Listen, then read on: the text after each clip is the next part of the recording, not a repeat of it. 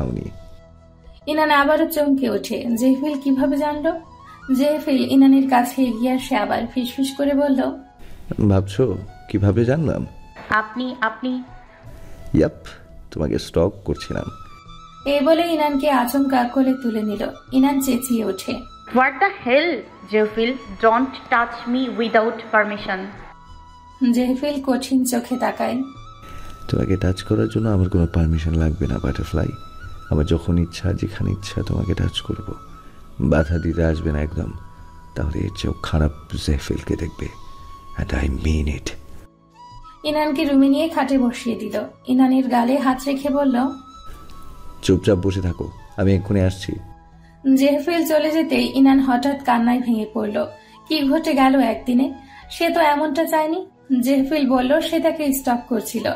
তার মানে জেহফিল আগে থেকে এসব ভেবে রেখেছে। আর জেহফিল যে এভাবে হুট করেই কনফেস করবে ভাবতে পারেনি ইনান। জেহফিলের প্রতি তো ইনানের কোনো ফিলিংসই নেই, তাহলে সে কিভাবে জেহফিলকে ভালোবাসবে? আর জেহফিলের আচরণ গত কয়েকদিন যতটা নম্র মনে হয়েছিল, আজকে পুরোই উল্টো। একজন স্টকার, অ্যাগ্রেসিভ, এটাই তো জেহফিলের আসল রং।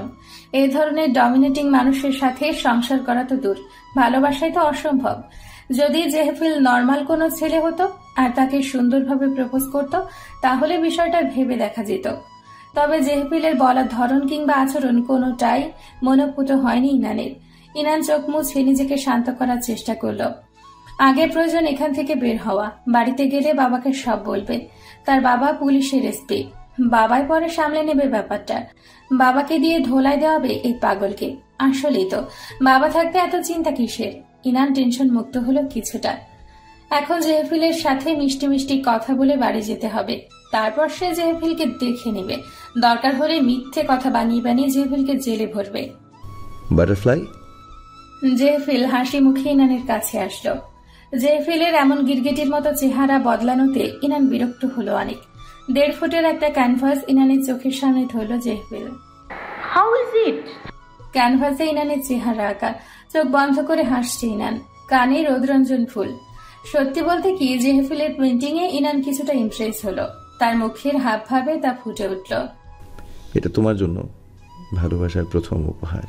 ইনান ভালোবাসা হিসেবে গিফট গ্রহণ করলো না, বরং তার এত সুন্দর পোর্ট্রেট দেখে লোভ সামলাতে পারল না, তাই নিয়ে নিল। কিন্তু মুখে বলল থ্যাঙ্কস। জেহফিল পলকহীন চোখে ইনানের মুগ্ধ ভরা চেহারায় তাকিয়ে আছে। তার বাটারফ্লাই এত সুন্দর কেন? কেন এত সুন্দর হতে হবে তাকে? বড় বড় পাপড়িতে ঘেরা অন্তরস্পর্শী দৃষ্টিতে যখন তাকায়, জেহফিল যেন নিজেকে হারিয়ে ফেলে। গোলাপি পুরো ঠোঁটের মিষ্টি হাসিতে জেহফিল ডুবে মরে প্রতিবার। এত কেন মাদকতা তার বাটারফ্লাইয়ের মধ্যে? দুপুরের দিকে ইনানের ছটফটানি বেড়ে গেল দ্বিগুণ। গত 2 ঘন্টার সে যে কিভাবে এই নরকের সামনে বসেছিল একমাত্র সেই ভালো জানে। জেহফিল ইনানের সামনে থেকে 1 সেকেন্ডের জন্য নড়েনি। ইনানকে বারান্দায় বসিয়ে সে নিজেও রং তুলি নিয়ে ইনানের মুখোমুখি বসে আছে। মূলত ইনানের পোর্ট্রেট আঁকছে। সেকেন্ডে সেকেন্ডে জেহফিল গভীর চোখে ইনানকে দেখছে আর রং তুলির আঁচড়ে ক্যানভাসে তুলছে।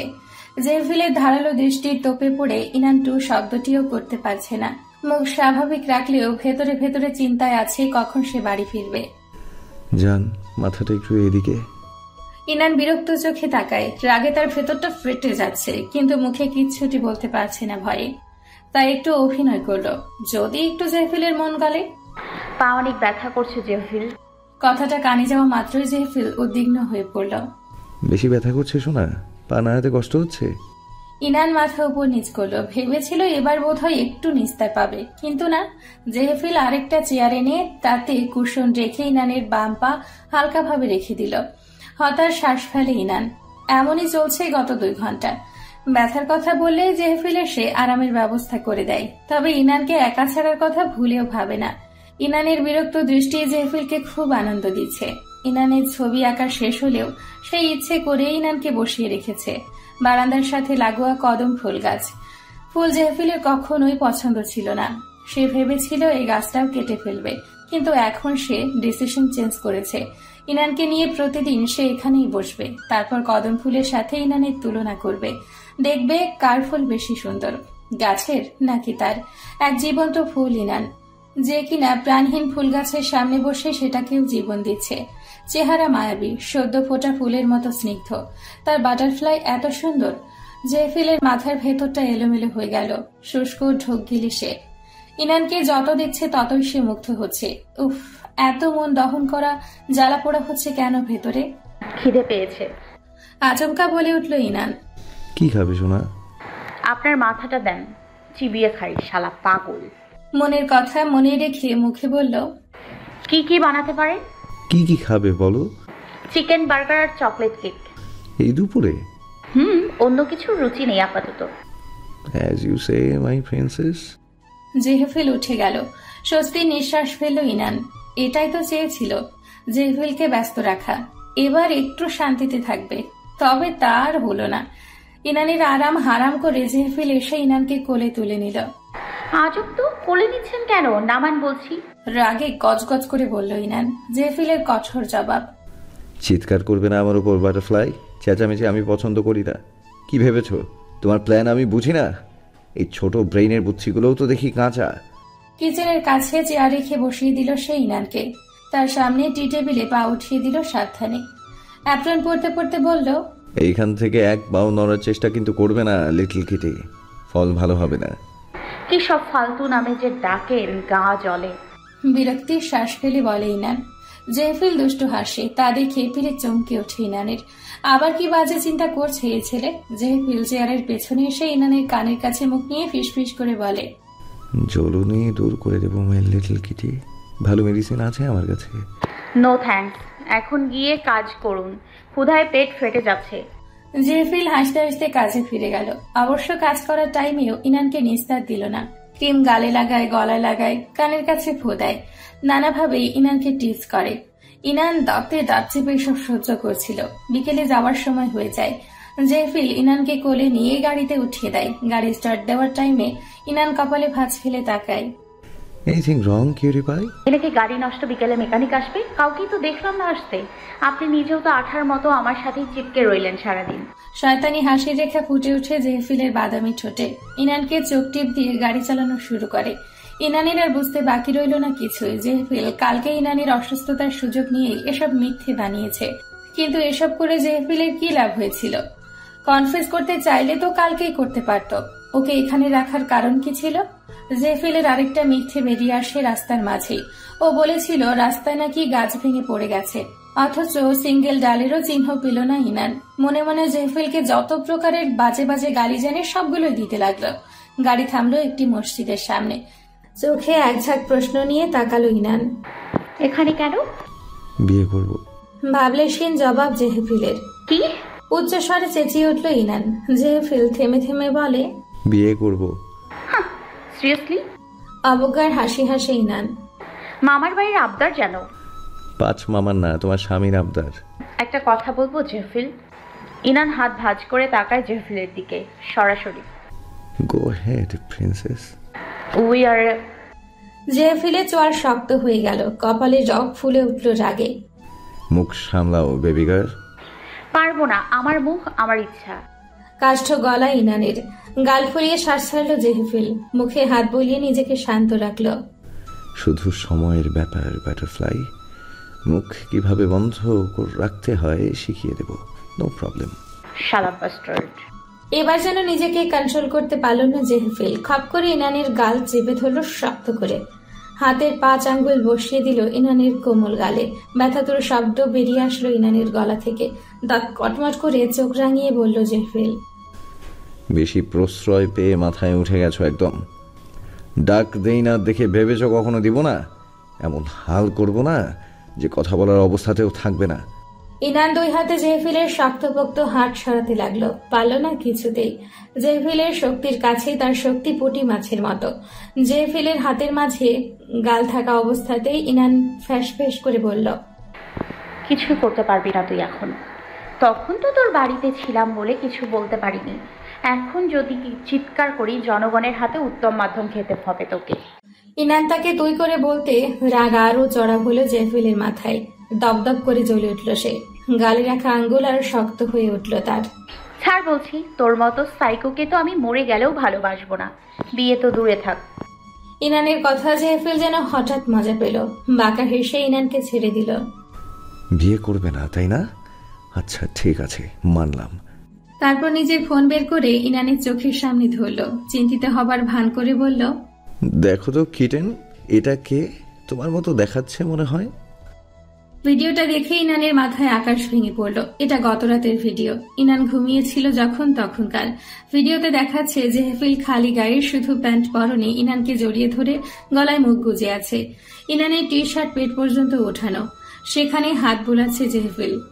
জেহেফিল ইনানকে এমন ভাবে পেঁচিয়ে গালে গলায় চুমু খাচ্ছে, দেখে মনে হচ্ছে স্বামী স্ত্রীর কোনো ঘনিষ্ঠ মুহূর্তের প্রথম চিত্র। ইনান আটকে উঠল, হাত চলে গেল মুখে। কান্নায় ভরে উঠল তার দু চোখ। শ্বাস নিতে কষ্ট হচ্ছে তার। জেহেফিল মোবাইল সরিয়ে নিল, বাঁকা হেসে বলল, দেখে মনে হচ্ছে সফট পর্ন, তাই না? কান্নার দমকে কথা বলতে পারল না ইনান। হেঁচকি তুলে কাঁদছে সে। এগুলো তেমন কিছুই না।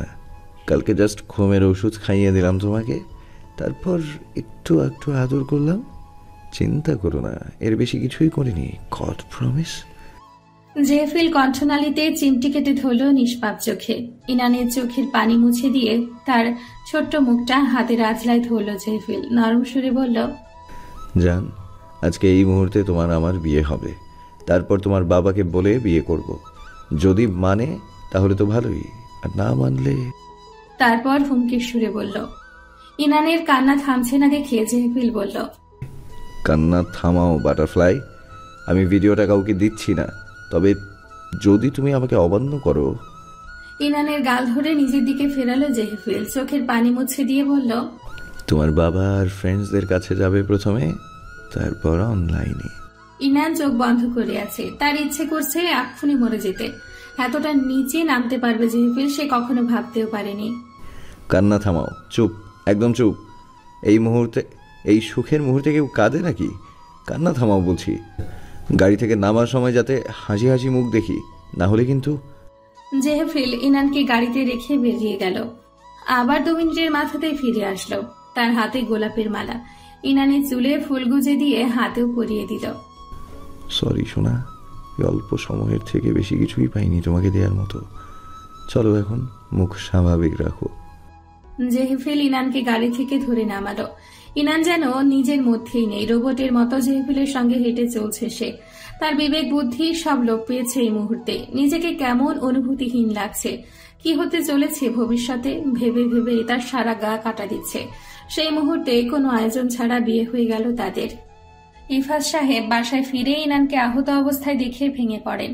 জঙ্গলের কাহিনী বলার মতো পরিস্থিতি না থাকায় ইনান অবশ্য সত্য মিথ্যে বানিয়ে একটা কাহিনী বলে দিয়েছে। 2টা শখ একসাথে নিতে পারবেন না ইফাজ, তাই ইনান ব্যাপারটা চেপে গেল। ভোর 6টা, আকাশে মেঘ না থাকলেও গরুম গরুম ডাকছে। বারান্দায় থাকা বিভিন্ন জাতের ফুলগুলো ইনানের সাহচর্যের অভাবে অভিমানে পাতা নেতিয়ে রেখেছে। ইনানের কি সেই খেয়াল আছে তার বিচরণ যে এখন চিন্তার জগতে। ইনান বারান্দায় চেয়ারে দ আকৃতিতে মাথা হাঁটুতে রেখে বসে আছে। চিন্তায় মাথার সব তার ছিঁড়ে আসছে যেন। বাবাকে কি বলবে? বাবা যদি মেনে না নেয় তাহলে কি জেহেফিল ভিডিওটা সত্যি? না না, ইনান মাথা চেপে ধরে বসে থাকে। যে করেই হোক বাবাকে মানাতে হবে। না মানলে তার সম্মান, তার বাবার সম্মান দুটোই ধুলে মিশে যাবে। ইনানের ভাবনার মাঝেই তার স্বরে মোবাইল বেজে ওঠে। আসার সময় জেহেফিল ইনানকে নিউ মোবাইল কিনে দিয়েছিল।